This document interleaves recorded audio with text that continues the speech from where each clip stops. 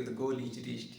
उठो जागो तब तक रुको नहीं जब तक लक्ष्य प्राप्त नहीं हो जाती। दोस्तों, एक ऐसा विचार है जिस विचार को हम अपने अंदर तो हर दिन इसको प्रेरित करते हैं। मैं चाहता हूँ कि इस विचार को आप भी अपने अंदर प्रेरित करो, हमेशा हर पल हर समय उसको प्रेरित करो।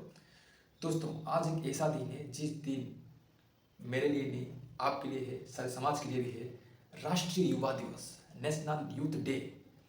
इस दिन किसी और के लिए नहीं मनाया जाता है। ये दिन किसके लिए मनाया जाता है आप जानते होंगे, फिर भी मैं इसको दोहरा रहा हूँ। जिन्होंने सारा उम्र, सारा जवानी इस देश के लिए उत्सर्गित कर गए। बचपन से ही उनकी जो संघर्ष की कहानी यदि मैं आपके सामने प्रस्तुत करूँ तो आपकी आंख में आंसू आ जाएंगे। उनकी जो सोच सारे समाज के लिए प्रेरणा बन गए। उनकी जो विचार आगामी 100 साल के लिए, 100,000, 1,00,000 साल के लिए, 1,50,000 साल के लिए, जितना भी आप आगे उनकी ज्ञान को प्रेरित कर सकते हो, तब तक ये ज्ञान एक ऊर्जा बूस्टर की जैसा काम करेगा। हाँ दोस्तों, मैं उनकी कहानी बोलना जा रहा हूँ जो आप जान गए होंगे।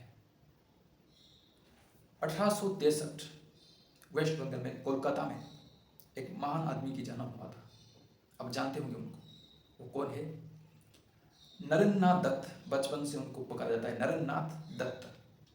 नरेंद्रनाथ दत्त से सफर स्वामी विवेकानंद हो, उनके बीच की जो कहानी सबको जानना चाहिए। नरेंद्रनाथ दत्त से स्वामी विवेकानंद की ओर जो बीच की जो कहानी सबको जानना चाहिए। सब युवा पीढ़ियों को ये ज्ञान जरूर मैं आज पहुंचा करूंगा। पर दोस्तों, मेरा कोशिश रहेगा कि मेरा पूरा चीज़ों को आप ध्यान से सुनिए। पहले एक चीज़ मैं शुरुआत में बोल दिया कि उठो जागो तब तक रुको नहीं जब तक लक्ष्य प्राप्त नहीं हो जाती। ये ज्ञान ऐसा गहरा ज्ञान, उसके पीछे जो फिलोसॉफी, इतना गहरा फिलोसॉफी है कि आप सोचो, दिमाग से सोचो कि उठना है, क्यों उठना है, जागना है, क्यों जागना है, फिर लक्ष्य को प्राप्त करने के लिए रुकना नहीं है, क्यों नहीं रुकना है। हर एक शब्द को अपने आप ऊपर प्रश्न करो और उसकी उत्तर आप खुद निकालो। आपको ये महसूस होगा कि ये जो फिलोसॉफी, ये जो विचार में इतना ऊर्जा भरा हुआ है कि आप अंत में ऐसे चीज़ों से पहुंच जाओगे कि आपको यकीन नहीं होगा, आपको बिलीव नहीं होगा कि आप कहाँ पहुंच गए। हाँ दोस्तों, नरेंद्रनाथ दत्त से स्वामी विवेकानंद की ओर जो सफ़र बहुत गहरा था, संघर्षपूर्ण था। बचपन की जीवन उनकी बहुत सही तरीके से कटे। एक उनके पिता का नाम था विश्वनाथ दत्त, माता के नाम भुवनेश्वर देवी। उनके एक कई सारे भाई बहन थे, उनमें से स्वामी विवेकानंद, जिसको हम पुकारते नरेंद्रनाथ, नरेंद्र पुकार, छोटा एक उम्र है ना, छोटे छोटे बच्चे को प्यारे नाम से पुकारते, नरेंद्र नरेंद्र नाम से पुकारते। बचपन से उनके अंदर एक ऊर्जा, एक आध्यात्मिक ऊर्जा उनके अंदर बचपन से ही प्रेरित हुआ था। किन से? ये बचपन की ज्ञान है। किन से प्रेरित हुआ था? उनके माँ से। भुवनेश्वर देवी एक बहुत धार्मिक लोग, एक महिला थे, धार्मिक महिला थे। बचपन से ही भगवान की ओर उनकी जो निष्ठा, उनकी जो भक्ति इतनी गहरी थी, उनकी प्रभाव स्वामी विवेकानंद जी के ऊपर पड़ा। जिस प्रभाव से स्वामी विवेकानंद बचपन से जिज्ञासु हो सके, उनके अंदर जो बचपन से जिज्ञासा, आप जान के हैरान हो जाओगे कि एक दिन ऐसे हुआ कि कोई ने उनको बोल दिया कि यहाँ पर जो एक केला का पेड़ होता है, केला का पेड़ में वहाँ पर हनुमान जी आते हैं। तो वहाँ पर उनको देखने के लिए उनके एक जिज्ञासा है कि कहाँ से हनुमान जी आते हैं और कैसे आते हैं, उनको थोड़ा देखूँ मैं। सब बोलते हैं कि जो ये केला का जो पेड़ है वहाँ से हनुमान जी आते हैं। तो उनके अंदर भी एक जिज्ञासा हुई कि कैसे आते हैं। तो वहाँ पर वो बैठ गए देखने के लिए। सब लोगों ने बोला कि नहीं, यहाँ पर भूत है, भूत है, आप भागो। वो भागे नहीं। उनके अंदर जिज्ञासा था कि सच में क्या है, इस सच्चाई की जो जान की उनके अंदर जो खोज बचपन से ही जग गया था। तो उनके अंदर दया भी था। बचपन से बहुत सारा जो कपड़ा लाके गरीब लोग को बांट देते थे, उनके अंदर बहुत दया भी था, निष्ठा भी था, प्रेम भी था, भक्ति भी था। बड़े लोग को भक्ति, निष्ठा, सब कुछ था उनके अंदर। ये कूट कूट के भरा हुआ था उनके अंदर। तो बचपन की जो समय बहुत सही से कटा। पर जब जब उन्होंने उम्र के हिसाब से आगे आगे बढ़ते गए, तब तब उनके जीवन में संघर्ष अपने आप आते गए। ऐसा समय आया कि उनके जो पिता उनके देहांत हो गए। देहांत होने के बाद सब कुछ परिवार की जो बोझ उनके ऊपर आ गए। खाने के लिए कई बार उनको भटकना पड़ा। संघर्ष समय था, खाने के लिए कई बार भटकना पड़ा। एक एक दिन तो वो बिना खा के ही रह जाते हैं। मान लीजिए कि आपको मैं सुबह की खाना, दोपहर की खाना नहीं दूँ तो आप पागल हो जाएंगे। क्या आज खाना नहीं खाया, आपके दिमाग गर्म हो जाएंगे। पर वो ऐसे आदमी थे कि एक एक दिन, दो दो दिन बिना खा के भी रह जाते हैं। क्योंकि उनके अंदर जिज्ञासा था, एक सोच था, एक बड़ा विचार था, उनको आगे जाना है। तो इसलिए मैं दोस्तों आपको बोल रहा हूँ कि आप भूखा मत रहो। आज के समय ऐसा है कि कोई भी आदमी भूखा नहीं रहेगा, सबके लिए कुछ ना कुछ खाना मिल जाएगा। पर आपकी जो सोच को गहरा रखना चाहिए, बड़ा सोच, बड़ा आदर्श बनाना चाहिए। आप इन फिल्म स्टार को आदर्श नहीं बनाइए जिन्होंने कचरा भरा हुआ है, जिनके अंदर कूट कूट के गंदगी फैला हुआ है। आप उनको आदर्श बनाए, सच में जो आदर्श के पात्र हो, जिनके अंदर ज्ञान भरा हुआ है, जिन्होंने समाज के लिए ऐसे ही काम किए जिस कर्म को लेकर यदि हम आगे बढ़ेंगे तो हम भी आगे में उनके जैसे पूजित हो सके। तो मेरा कोशिश रहेगा कि स्वामी विवेकानंद के विचार को पढ़ो, उनके ज्ञान को पढ़ो, उनकी आदर्श को पढ़ो, ताकि आपके अंदर वो ऊर्जा आएंगे, जिस ऊर्जा को यदि आप समाज में लगाओगे तो कहीं ना कहीं समाज बढ़ेगा, राष्ट्र बढ़ेगा, देश बढ़ेगा, सब कुछ बढ़ेगा, आप भी बढ़ोगे। तो नरेंद्र दत्त की जो जीवन की कहानी बहुत कठिन से कटा, समय अंतराल के साथ साथ एक महान गुरु के साथ उनकी साक्षात्कार हुई, जिन्होंने अपने अंदर से महान थे, बाहर से महान थे और हर तरह से महान थे।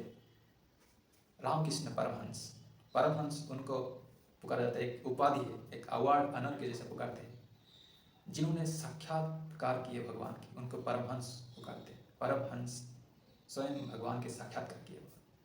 ऐसे एक महान गुरु के संस्पर्श में यदि कोई भी आदमी आएगा तो भले ही वो लोहा है, समय के अंतराल वो सोने में परिवर्तित हो जाता है। तो स्वामी विवेकानंद थे तो सोना, पर उनके अंदर चमक नहीं था।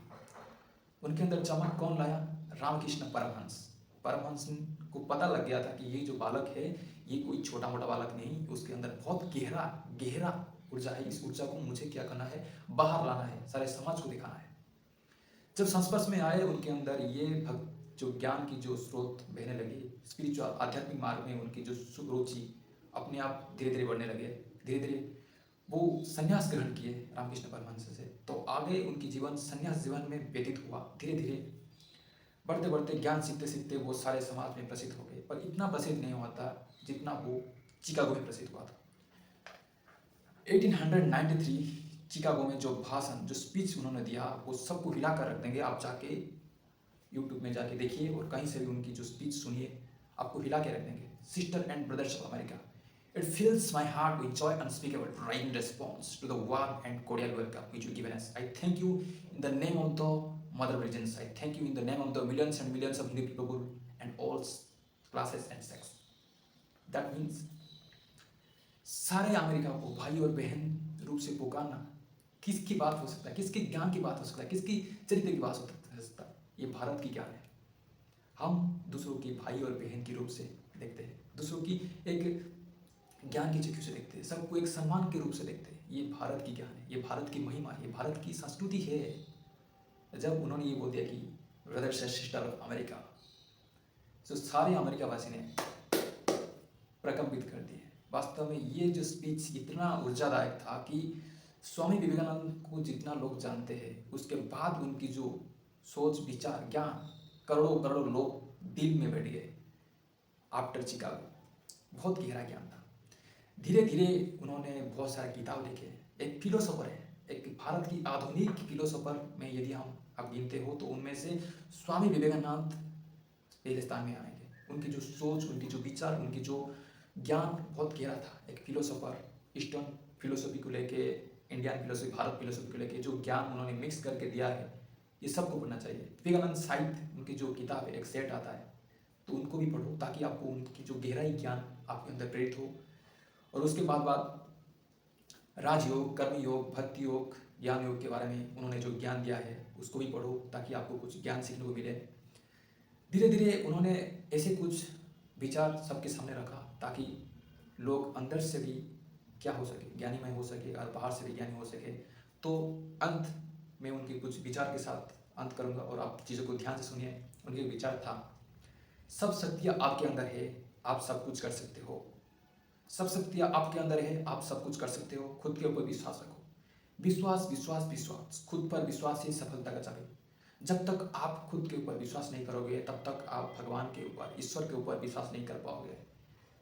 उनका पूरा फोकस रहता है कि खुद पर विश्वास करो। जब जब आप खुद पर विश्वास करते जाओगे तब तक आप अपने अंदर एक गहरा जो ज्ञान, गहरा जो अस्तित्व की महसूस कर पाओगे। तब जाके आपके अंदर भगवान की विश्वास करने की सोच, शक्ति अपने आप फ्यूल्ड होते जाएगी। एक विचार विचार था कि take risk in your life, if you win you can lead, if you lose you can guide. इसका मतलब ये है कि आप जीवन में एक कठिन सी जोखिम सी कर्म को लो, यदि उसमें आप विजय प्राप्त कर जाते हो तो आप एक लीडर बन जाओगे, यदि आप हार जाते हो तो आप एक गाइड बन जाते हो, आप लोगों के लिए एक प्रेरणादायक बन जाओगे, लोगों के लिए एक शिक्षक बन जाओगे। तो इसलिए जीवन में हमेशा आपको एक रिस्क लेना चाहिए, जिस रिस्क को लेके आप आगे बढ़ोगे तो कुछ ना कुछ सीखोगे, तो दूसरों को भी सिखाओगे। तो रिस्क लेना आपको ही है दोस्तों। आज इस युवा दिवस में मेरे हिसाब से, मेरे सोच से जो कुछ आया मैंने आपके सामने रखा। और यदि आप इस सोच से, उनके विचार से, ज्ञान से प्रेरित होके उनके एक फॉलोअर्स बन सकते हो, उनको आइडल बना के यदि आगे बढ़ते हो, तो मेरा गारंटी है कि आप जीवन में बहुत ऊपर जाओगे, इतना ऊपर जाओगे कि आप कभी यकीन नहीं कर सकते। क्योंकि उनकी जो ऊर्जा में, उनकी जो एक एक विचार में इतना ऊर्जा है कि आप एक बार पढ़ लोगे तो कभी भूलोगे नहीं। तो मेरा दोस्तों, आपके लिए इतना कोशिश रहेगा कि आप उनको आइडल बनाइए जो सच में आइडल की पात्र हो, नहीं कि ऐसे मूर्ख जैसे फिल्म स्टार हो जिन्होंने ज़िंदगी भर कचरा भरा हुआ है, खुद कचरा है और हम उनको फॉलो करके कचरा हमारे दिमाग में भरा हुआ है। तो ऐसे वंचित रहिए, युवा को जगाइए और देश को जगाइए, ये हमारा काम है। धन्यवाद।